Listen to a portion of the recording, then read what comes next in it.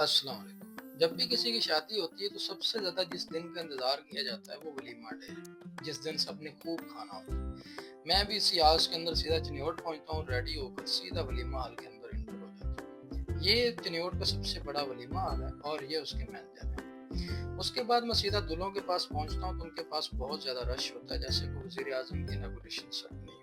तो मैं दूर से एक शॉट लेता हूँ।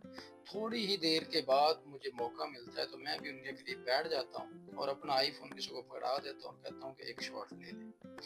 अच्छा, अगर आप किसी भी शादी फंक्शन पर हैं और आप ये चाह रहे हैं कि आपके पास आईफोन भी हो और आप एंजॉय भी कर लें, तो ये बिल्कुल भी पॉसिबल नहीं है। इन दोनों में से एक काम होगा। अगर आपके पास आईफोन है तो आप सारा दिन इसी मसरूफियत में रहेंगे कि आप सारा दिन ही अपने दोस्तों की फोटोज वगैरह खींचते रहें। इसी के अंदर मैं दो लोगों को मिलना ही भूल गया था। उसके बाद मैं उनको जफ्फियाँ डाल के मिलता हूँ और ये हंसी मजाक जो है हमारी चलना शुरू हो जाती है। उसमें एक और सबसे बड़ी मिसकंसेप्शन ये आ रही थी कि लोग समझ रहे थे कि दो शादियां नहीं, हाफिज लियाकत की भी शादी, क्योंकि उसने भी उसी तरह के कपड़े पहन रखे थे। फिर हम लोगों को यकीन दिलाते हैं कि भाईजान उसकी शादी नहीं है, बाकी दो लोगों की शादी है।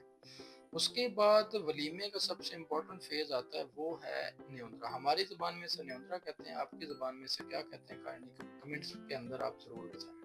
हाफिज लियाकत ने 50,000 न्योंदरा दिया तो सारे के सारे लोग हैरान और परेशान।